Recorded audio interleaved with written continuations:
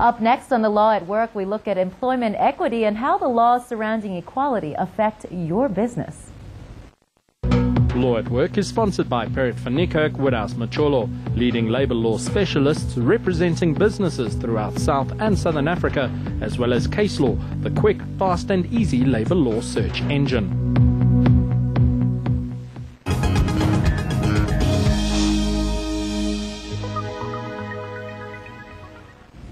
Hello, I'm Simon Coleman and welcome to another edition of Law at Work. South Africa has a rather shady past when it comes to issues of equality. Fortunately, our country has transformed over the past 13 years, much to the surprise of the international community. In today's program, we take a closer look at equality in the workplace. We're extremely fortunate to have Jimmy Manyi, Head of Employment Equity Commission, with us. Welcome, Jimmy. Hello, Simon. Jimmy, before we get into the details about equality in the workplace, perhaps you could just tell us a little bit about the function of the Employment Equity Commission. What exactly is its primary function? Yeah, thanks for the opportunity. I think the primary function of the Commission is largely to advise the Minister on everything on employment equity. Doesn't matter what it is. From A to Z, we advise the Minister of what are the things that need to happen around this.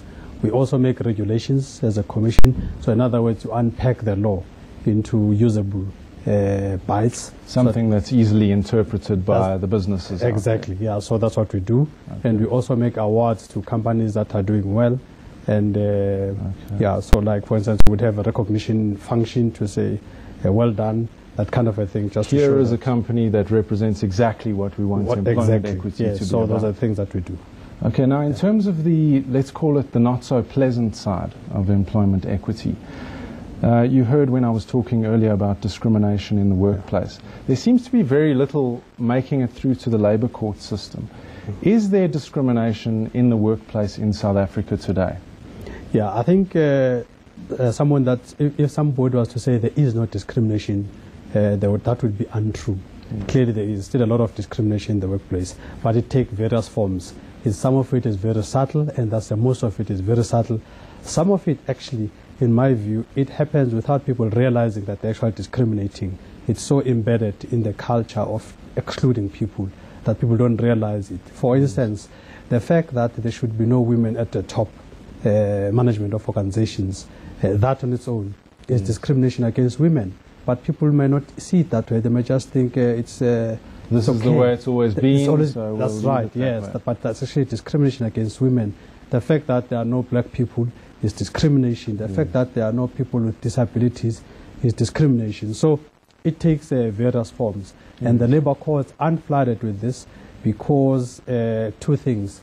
One is that the costs, and maybe before the costs, people sometimes feel that if they take these things to labor court, they will be victimized at the end of the day by the same companies. So people are very fearful. After all, they're still working at that company. They're still working at that company, yeah. So people are worried about the reprisals. So maybe the law is not protective enough in terms of if you raise issues, then what happens to you afterwards. You almost expect something like the Protected Disclosures Act that would give some protection to these employees. But unfortunately, you have to state the case and all of this, and you know, so people just fear that after this, no other company will want me in any case.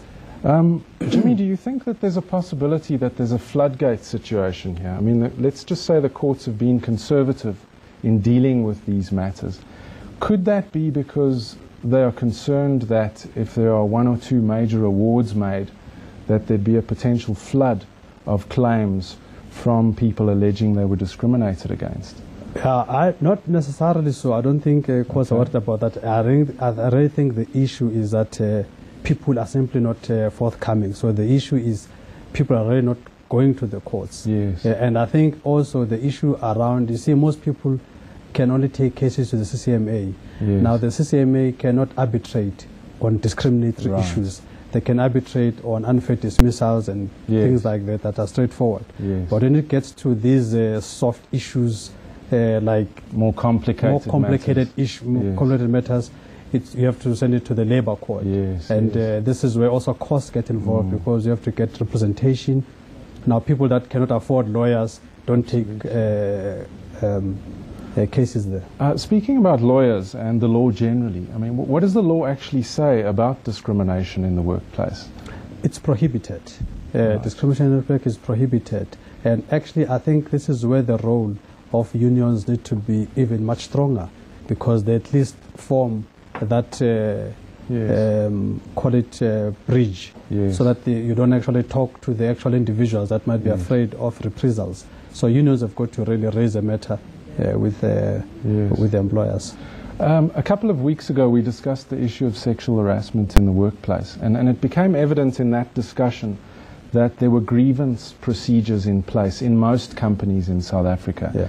Should companies have a similar process for discrimination?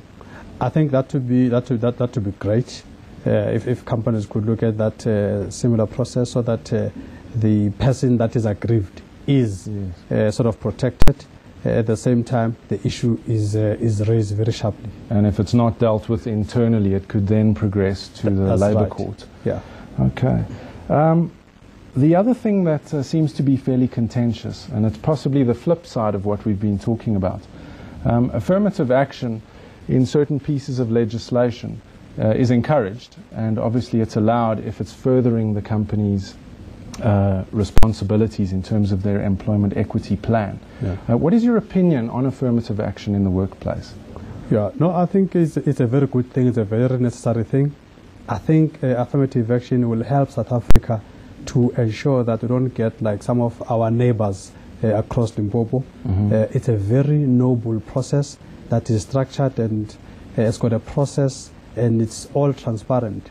So I think it's a very good thing, and it should be promoted. It will help this country to transform in a very decent manner. So I think if you're against the affirmative action, you're actually looking for trouble. Yes. There's been a lot of talk that in an effort for a company to meet its obligations, they've done what's perceived as window dressing. Do you know about this practice, and do you think it's still carrying on today? Yes, it's still carrying on today. I think people don't even see it. It takes sophisticated forms. The forms it takes is, for instance, people that are in executive positions, so-called, and yet they still don't have decision-making powers, even on the roles that they play. People that cannot make even a 10,000 rand decision, but they call themselves executives.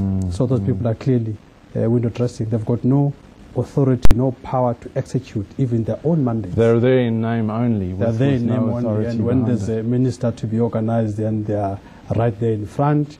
When there's PE credentials to be displayed, excuse me, then they are there in expensive suits, and they say, now I've got Jimmy here, and so on.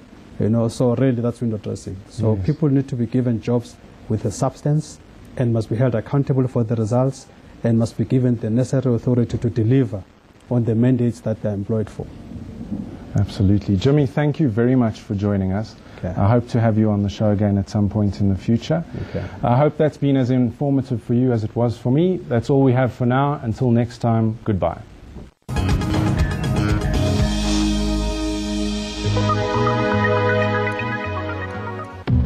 Law at Work is sponsored by Perrett van Niekerk Woodhouse Macholo, leading labour law specialists representing businesses throughout South and Southern Africa, as well as Case Law, the quick, fast and easy labour law search engine.